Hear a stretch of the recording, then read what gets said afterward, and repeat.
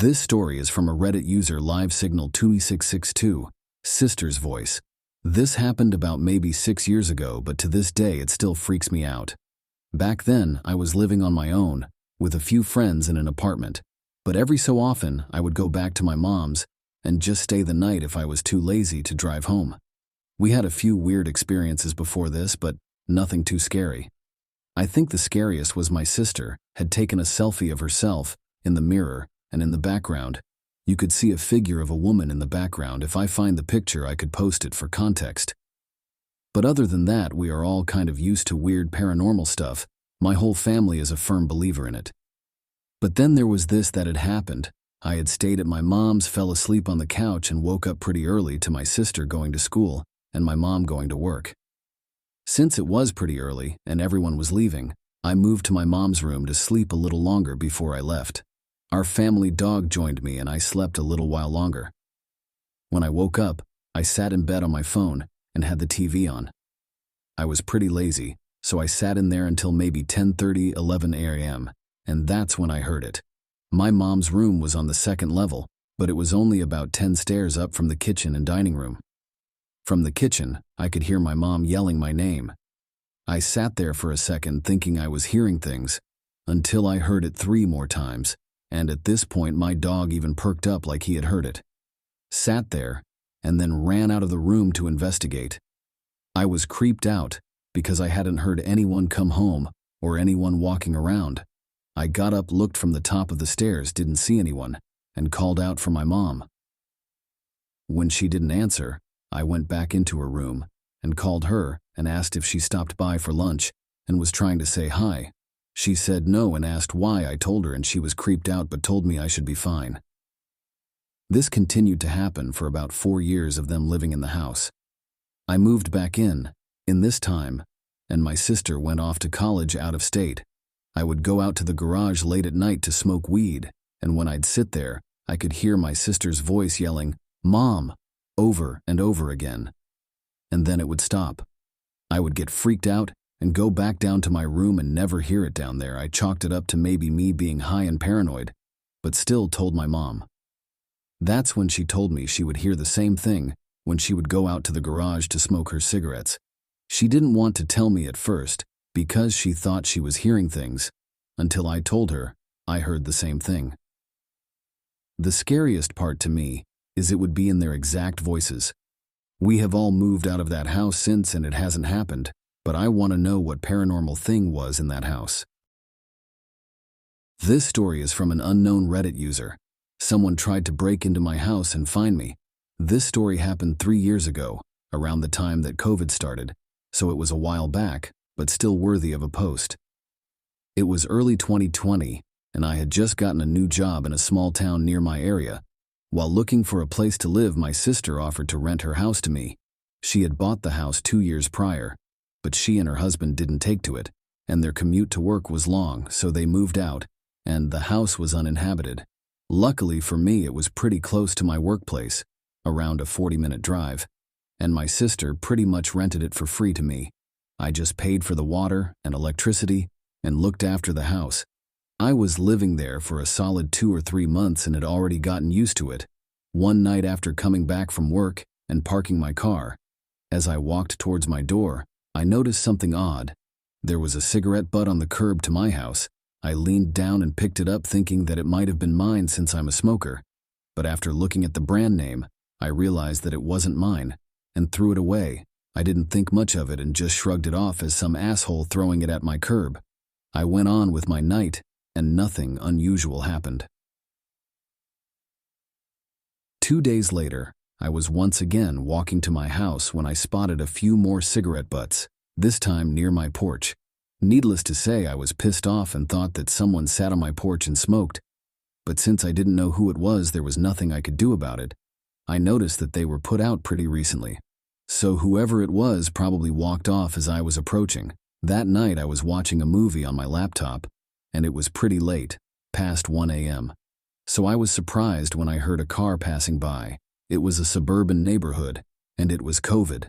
So people rarely ventured out at night, but I didn't think much of it. Around half an hour later, I was surprised when I heard chattering nearby.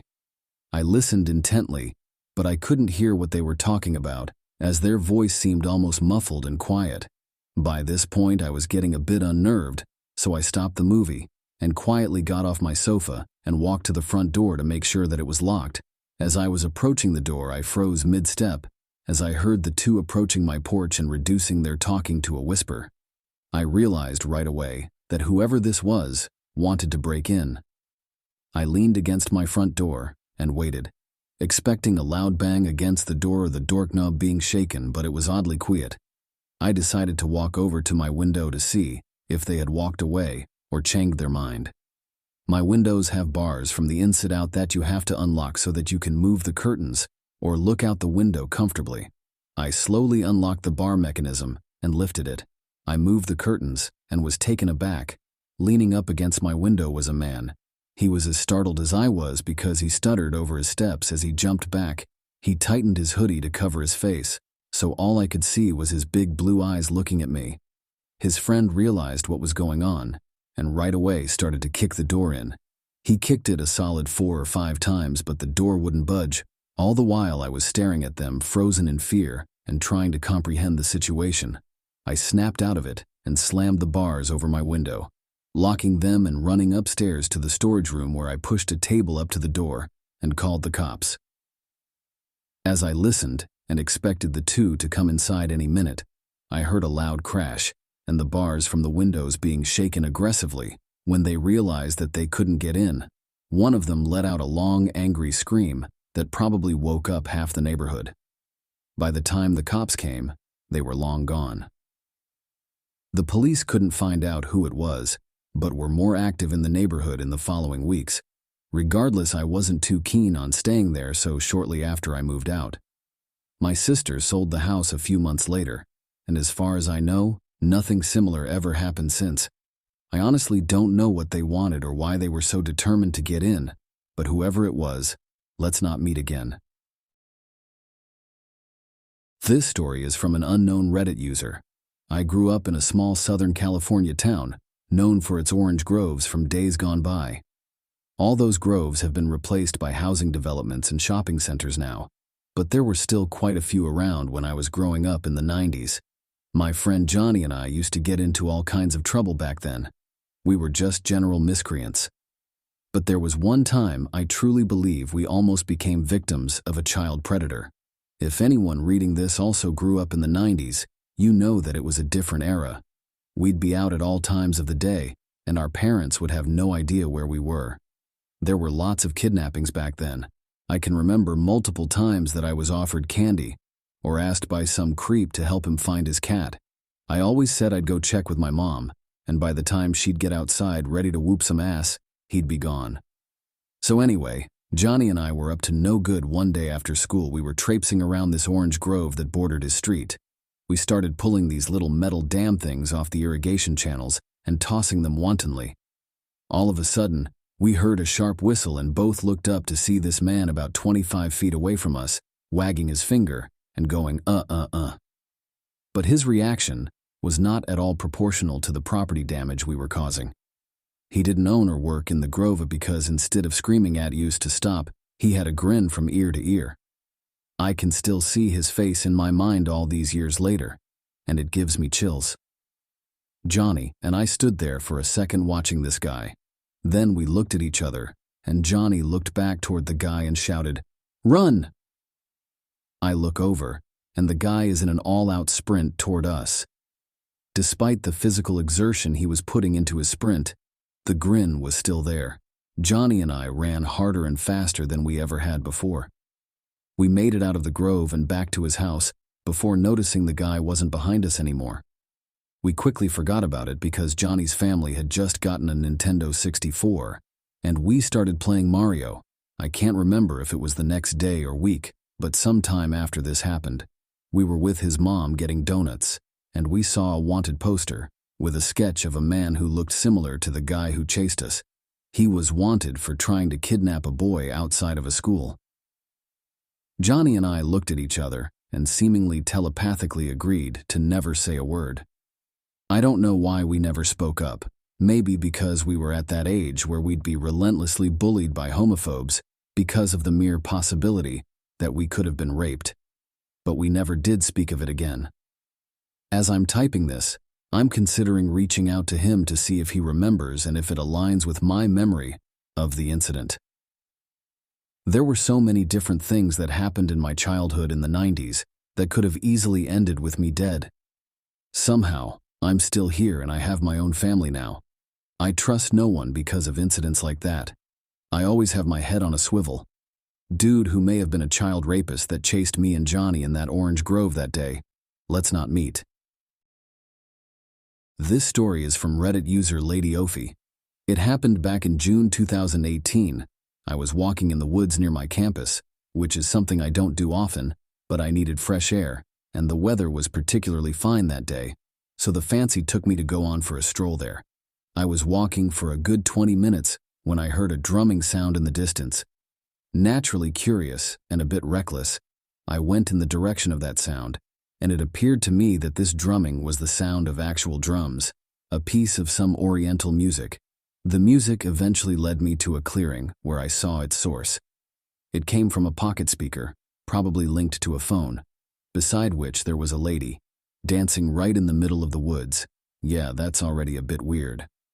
She seemed to be in her 30s and wore hippie-looking clothes. You know, bell-bottoms, a loose crop top that looked a bit like the one I wore, but hers was covered in mandala motifs, etc. She noticed me, said hi with a smile, and gestured to me to come over. She seemed nice enough, and I didn't feel especially uncomfortable, so I did. We chatted a bit. I then learned that her name was Beatrice, and she explained to me that she liked to practice belly dancing out in the open, and that the noises of nature added some flair to the music. Typical hippie stuff. She then asked me if I wanted to see some movies. I wasn't in a hurry, so I accepted, and I sat down on a nearby stump. She then grabbed her phone to start another piece of music before she began her little dance show. I don't know how long I had been watching her, but after a while, my whole body began to feel numb, and each time I tried to look around, my eyes felt like they were pulled towards her. I also tried to move, but my muscles just wouldn't respond. It was like I was a prisoner inside my own body. I'm not exaggerating. She then extended a hand towards me and twirled her hand in a snake-like way that my head followed on her own. She then gestured in a way that looked like she was pulling me out. Then, I swear, my body raised from my improvised chair on itself. It's a really weird phenomenon, but you need to imagine that my body was completely dissociated from my conscious mind. I couldn't make a sound, I couldn't control my muscles, I could only feel my body from head to toe somehow match her dance. I don't know for how long it went because I was getting dizzy, but after a while, she went behind me, put a hand on my tummy and the other on my eyes, and I felt all my limbs go limp as I blacked out. I woke up later lying in the grass. The woman was nowhere to be seen, but I could still see the prints left by her stuff. Needless to say, I scrambled as quickly as I could from these woods. Fortunately, I've never bumped into the gal again afterward, and I wasn't especially traumatized, but it was a creepy experience nonetheless. So please, Beatrice, let's not meet. This story is from an unknown Reddit user. Strange encounter while hunting in rural Texas. This happened when I was growing up, around 2004 or 2005 when I was about 13 years old. It took place in a rural area, a good ways outside the town of Uvalde, Texas. The town itself was really small back then, and not much to look at. It's just one of those towns that really isn't on the way to anywhere important. My father knew someone who owned a deer lease that was about 1,000 acres, I think, down outside of that area, and was complaining about a ton of hogs that were tearing up their land. Being open season on hogs in the South, my dad thought he would surprise me that summer and take me down for a week to go hunting for them. Not only did that help him with networking for his job, but also gave us some quality father-son time. I remember the drive down there from Dallas was torture. It was about 7 hours in my dad's hard-top Jeep Wrangler. That car was so uncomfy I hated it. All I had to do was either stare out the window or try and beat Super Mario Land 2 on my Game Boy Pocket, something I was never able to accomplish in my youth. The drive, obviously, took most of the day, so we got there in the early evening. The owner of the land had told my dad that he hadn't had anyone lease it that year yet, and the cabin on the property might be a little rough and dusty. I didn't really care. At this point in my life, I had been in Scouts for a couple of years and spent a lot of my free time in the woods or fishing with friends. Needless to say, I was pretty comfortable rouging it. So after unlocking the gate and driving to the cabin on the land, we settled in. The cabin was pretty rough, dust and dirt everywhere, flies. I remember that it looked like some raccoons had gotten into the cabin and crapped on the floor.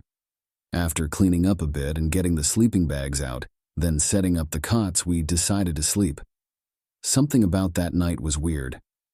I never was able to get comfortable enough to fall asleep for any restful amount. I couldn't put my finger on why, but I had that feeling of being watched. I was finally able to drift off for what I guessed was an hour maybe. When we woke up, it was early, about 7 a.m. We decided to scout around the land for tracks and signs of hogs, and find a good place to set up a blind. It was the summer and horribly hot in the afternoons, so morning was the best time to be out and about. After walking for an hour or so, we came to an area of trees, lightly dense, and luckily found some signs of hogs. Typical torn-up ground where they had been rooting, so we followed them into the trees. I was looking for more signs when my dad stopped me with his arm. I remember looking up and seeing someone standing about 50 yards away. Some of their bodies were blocked by trees. This was private land, so they definitely weren't supposed to be there. We also had confirmation from the owner, before we got to the lease, that nobody was there. Not to mention the gate was locked up when we first arrived. The person was wearing some bright-colored red jacket. We slowly walked toward them. My dad called out something like, "Hey, we're hunters. This is private land." The person didn't move at all, dead still. We were about 30 yards away and could see that he was turned away from us with his hands in his pockets. Weird thing was that the person was in a ski jacket and what looked to be ski pants. Now this is Texas in the summer. It was about 98 degrees outside by then. My dad called out again. No reaction. He told me to stay behind him and unsnapped the clip to his pistol holster. That's all we had at the time since we were only scouting the area. The rifles were back at the cabin. We approached the person's right side, and then my dad told me to stay put about 20 yards away. I stayed and crouched down, watched him circle around to the front of the man, all the while talking to him, asking if he was okay. He finally passed around to the front of the man, and my dad stood straight up with a confused look on his face. I called out and said, "What's wrong?" And he called back saying, "It's a mannequin." I walked over to it while my dad stood there staring, and as I got closer, one thing stood out the most. The clothes it was wearing were brand new. No dust, sap, bird droppings, or signs of being outside for more than a day at most. At that moment, I looked at my dad and could see him get worried. Almost immediately after, I felt that feeling again, like we were being watched. And I knew my dad felt it too. I wanted to start crying. I remember feeling suddenly so scared. My dad whispered, "We're leaving right now." He grabbed my hand and drew his pistol. He scanned the area the whole way back while I was trying to hold back panicked tears. We got back as fast as we could. I was terrified, so it felt like an eternity, but in reality was only about 45 minutes max. After returning, we packed up and beat feet. We drove back home that day and didn't talk much on the way back. I remember right after we left, my dad called his buddy, the owner of the land, and he was confused. He said that he would go check it out next week when he was in the area. He also said that he had never had an issue with people because his property was high-fenced. My dad normally isn't a paranoid person, but with me being young and the lease possibly having someone there we didn't know about, he decided to be cautious and just get out of there. After we got back home, we talked, and my dad wasn't able to sleep the night before as well. He had the same feeling, but didn't want to wake me up because he thought I was sleeping too. Turns out that the next week, he got a call from his buddy, and he checked the whole property and never found any trace of anyone, no mannequin or anything. That story still makes my hair stand on end. No idea what that was, but the paranoid man in me thinks it was some kind of trap or something. Not the creepiest thing that happened to me in the woods, but definitely top 3. So whoever was out there, I'm glad we never met.